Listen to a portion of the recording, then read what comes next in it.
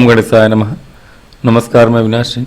आज हम बात करेंगे वृषभ राशि और वृषभ लग्न के जातकों के विषय में। कैसा रहने वाला है ये महीना आपके लिए।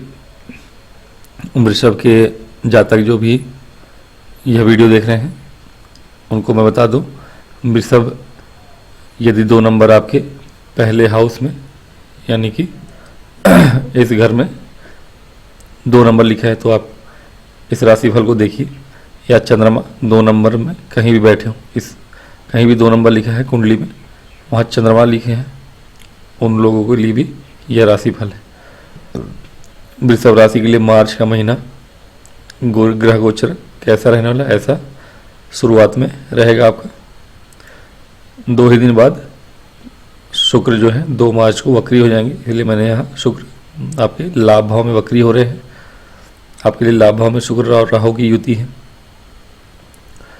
इसलिए कहीं ना कहीं आप पिछले 1 महीने से ही आपको लाभ प्राप्त हो रहा होगा आपके जीवन में कुछ चीज़ों का। विशेष रूप से राहु आपको बहुत ज़्यादा बड़ा सोचने पे व्यस्त कर रहे होंगे। आपको ऐसा लग रहा होगा कि करोड़ों से नीचे बात ही नहीं करेंगे आप। कहीं ना कहीं राहु हर चीज़ को बढ़ाते हैं। तो वृषभ लग्न के जो भी जातक हैं इस बीच में पिछले महीने से लेके अगले 2 महीने तक, मई तक, इसी तरह का व्यवहार रहेगा उनका कि कहीं ना कहीं चीज़ों को, छोटी चीज़ों पे बात ही नहीं करेंगे। ठीक है ना, बात करेंगे बिजनेस हो, व्यापार हो, कोई भी काम करेंगे, छोटे लेवल पे बात नहीं होगी उनकी, क्योंकि लाभ भाव में उच्च के शुक्र के साथ राहु बैठे हैं। तो कोई भी काम करने जाएंगे तो आपको बड़ा लाभ वहाँ पे नजर आएगा, या बड़ा लाभ कमाने की दृष्टि से आप कार्य करेंगे। शुक्र चूंकि आपके लिए 6ठ भाव के और लग्न के स्वामी हैं, तो लग्न का स्वामी का लाभ में होना धन योग बनाता है। बड़ा धन योग दिख रहा है यहाँ पर, लेकिन राहु है भ्रम के कारक है। यदि आप बहुत ज़्यादा भ्रमित होंगे, लालच में फंसेंगे, तो आपको कोई भी लाभ होता हुआ वहाँ से मिलेगा नहीं। तो कोशिश करिए कि आप अपने लालच पे कंट्रोल रखें। राहु के पास भी दृष्टियाँ हैं, जैसे कि 1 2 3 4 5 आपके पराक्रम भाव को देख रहे हैं, तो राहु की जो भी दृष्टि होगी इस समय वो शुक्रवत राहु की दृष्टि होगी, तो आपके पराक्रम में वृद्धि है, राहुवत वृद्धि है। और पराक्रम में राहुवत वृद्धि का मतलब होता है राहु चालाकी है, कुटिलता है। आपकी वाणी में भी कोमलता के साथ साथ चतुरता भी होगी। आप जो भी बात करेंगे, विशेष रूप से कंसल्टेंसी में कोई काम कर रहा हो, बोलने वाले फील्ड में, जिस भी फील्ड में आप हो उस फील्ड में आपको लाभ होता हुआ दिखेगा। आप बोलने में वाक्य चातुर्य अपना प्रकट करेंगे। एक दृष्टि आपके पंचम भाव पे है, राहु और शुक्र दोनों की ही ये तीक्ष्ण दृष्टि है। केतु के यहाँ रहने से आपके कहीं ना कहीं थोड़ी परेशानियाँ थी। जिन लोगों के लिए संतान उत्पत्ति का विचार बन रहा होगा पिछले साल 1.5 साल में, अगर नहीं हुआ हो तो अच्छी बात है, कोई कॉम्प्लिकेशन नहीं आए होंगे। हालांकि ऐसे भी गुरु की दृष्टि होने के कारण संतान हुआ भी होगा तो कॉम्प्लिकेशन नहीं आया होगा, क्योंकि चूँकि ये स्त्री राशि है। वृषभ लग्न के लोगों के लिए स्त्री राशि पंचम में शुक्र देख रहे हैं, लेकिन गुरु भी देख रहे हैं, शुक्र के साथ राहु देख रहे हैं, तो कन्या संतान होने के चांसेस बनते हैं। लेकिन हाँ, यहाँ गुरु की दृष्टि होने के कारण आपके पास हो सकता है कि कन्या संतान के अलावा और मंगल की दृष्टि होने के कारण पुत्र संतान की भी प्राप्ति हुई हो। तो ये जर्नी है। संतान की दृष्टि से समय अच्छा नहीं था, लेकिन गुरु की दृष्टि होना, मंगल की दृष्टि होना संतान के लिए ज़्यादा कष्टकारी नहीं होगा। लेकिन हाँ, केतु के यहाँ से गोचर के बाद जिनका भी संतान का योग बनेगा उनका और अच्छा होगा। बात करेंगे आपके 7 मार्च को बुध का गोचर होगा, पहला गोचर इस महीने में। बुध आपके धन भाव के स्वामी है और पंचम भाव के स्वामी है। धन भाव के स्वामी और पंचम भाव के स्वामी का लाभ भाव में जाना अच्छा है। उसके पहले आपके 10वें भाव में है, ये भी अच्छा है। कार्य क्षेत्र में आपके लिए अच्छा रहा होगा ये समय। कार्य क्षेत्र में धन आता हुआ दिखा है, धन आया होगा कहीं ना कहीं।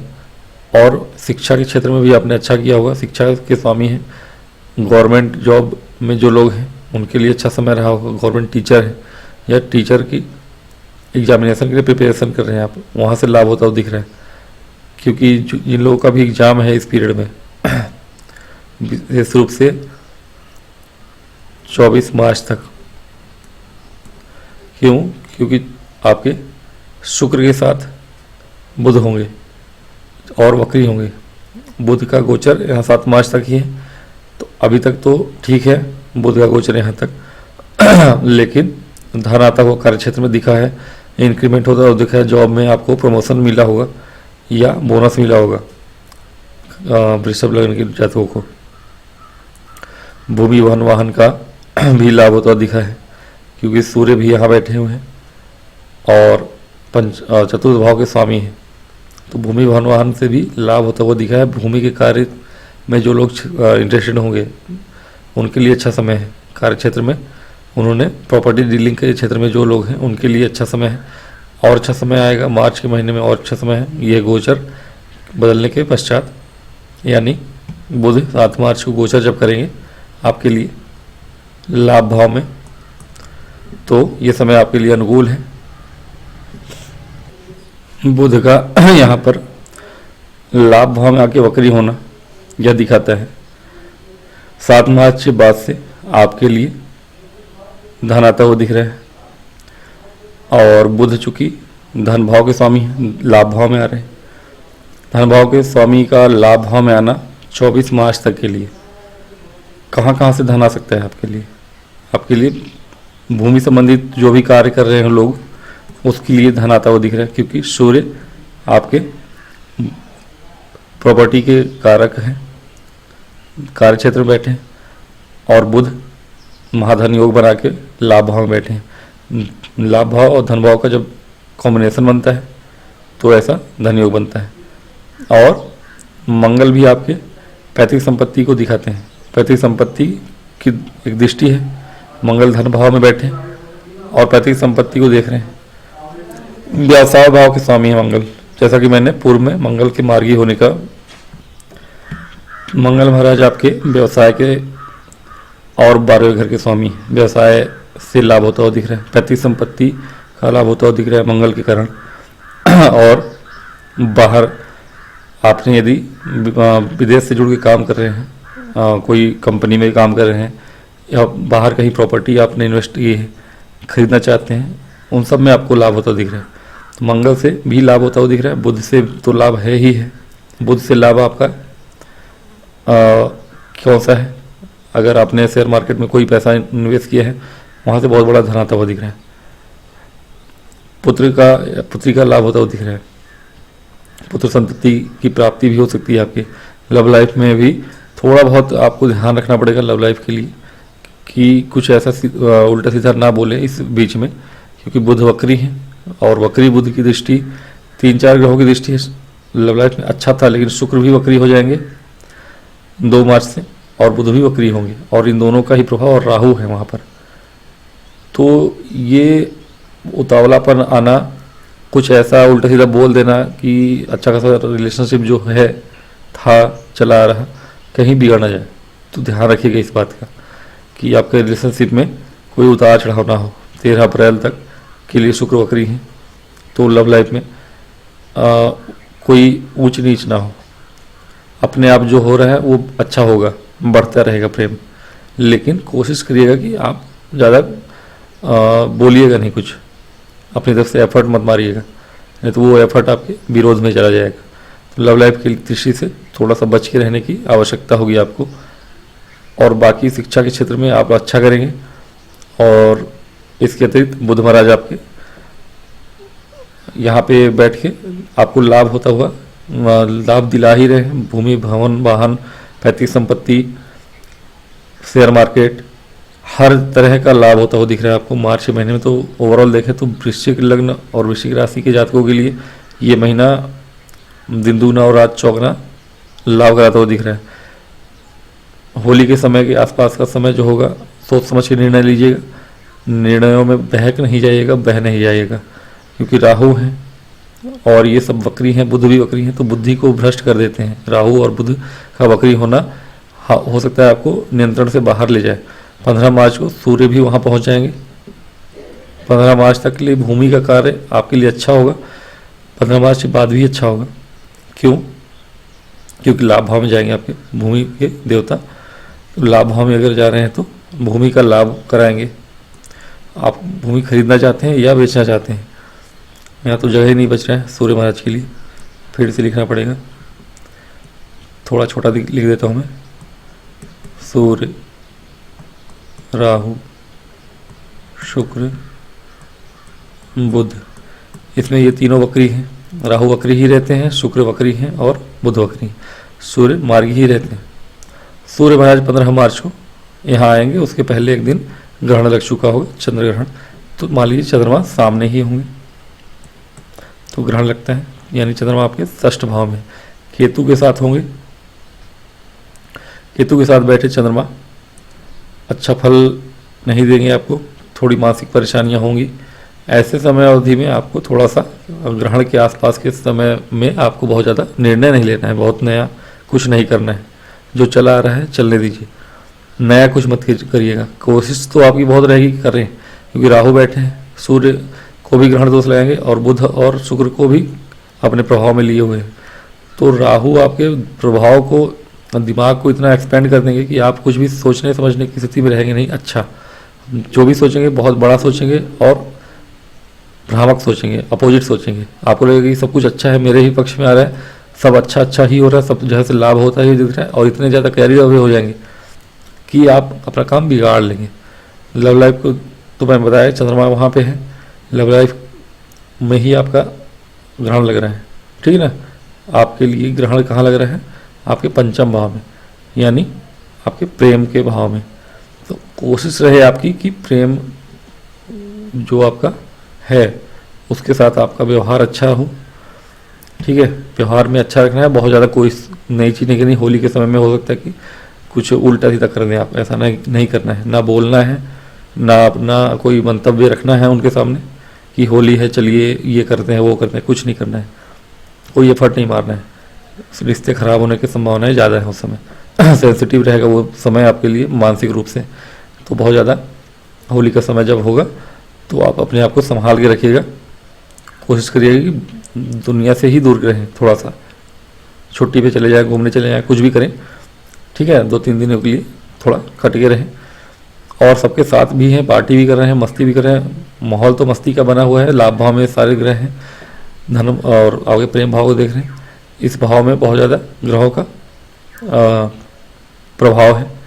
पंचम भाव में चंद्रमा वहीं होंगे, केतु के साथ है, तो मन आपका बहुत ऊपर नीचे होने वाला रहेगा उस समय। तो अपने मन पे नियंत्रण रखिएगा। सूर्य के यहाँ आने के बाद आपके प्रॉपर्टी के कारक हैं और धन लाभ भाव में आ गए। प्रॉपर्टी का लाभ होता हुआ दिख रहा है, प्रॉपर्टी से लाभ होता हुआ दिख रहा है। मकान लेना चाहते हैं या बेचना चाहते हैं, फ्लैट लेना चाहते हैं या बेचना चाहते हैं, इन्वेस्ट पुराना किया हुआ था आपने, उन सब के लिए समय अच्छा है, लेकिन कुछ दिन रुक के करिएगा। अगर 15 को गोचर है सूर्य का तो एक आध हफ्ते रुक के 20-22 के बाद आप अगर डील करना चाहते हैं तो करिएगा। 20-22 तक आपका चंद्रमा जब आपके यहीं कहीं पहुंच जाएंगे भाग्य भाव में, तो 22 के बाद चंद्रमा जब भाग्य भाव में होंगे, चूँकि पराक्रम भाव के स्वामी हैं, अपने ही घर को देखेंगे भी, उस समय तक आपका माइंड स्टेबल होगा, शुक्र का बकरी प्रभाव भी खत्म हो रहा होगा। तो अब आप अगर डील करना चाहते हैं, भूमि भवन वाहन से जुड़ा हुआ कोई भी डील करना चाहते हैं, तो 22 मार्च के बाद ही डील करने की कोशिश करिएगा। 22 मार्च के पश्चात एक आध हफ्ते रुक लीजिएगा, ग्रहण के समय कुछ नहीं करना है आपको। होली के समय होगा, वैसे भी 2-4 दिन छुट्टी ही रहती है, तो वो एक हफ्ते की छुट्टी कर लीजिएगा, ठीक है। गुरु का प्रभाव है आपके भाग्य सप्तम भाव पे, अच्छा है मैरिड लाइफ के लिए और व्यवसाय दोनों के लिए। मंगल से जो मैंने बताया जो लाभ है व्यवसाय में, नया व्यवसाय भी ओपन करना चाहते हैं तो कर सकते हैं इस समय अवधि में। कोशिश करिए, सोच समझ के करिए। नया अगर करना चाहते हैं तो होली के समय मत करिए, और जब चंद्रग्रहण लगा हो, चंद्रग्रहण से या तो पहले करिएगा या तो बाद में करिएगा, हो सके तो बाद में ही करिए, यही समय है, 22 से 25 मार्च तक करेंगे तो अच्छा है। बुध भी वक्री प्रभाव अपना छोड़ देंगे 24 मार्च को, तो अच्छा ही रहेगा। और उस समय के बाद यदि आप व्यवसाय में शुरुआत कर रहे हैं तो अच्छा समय है आपके लिए।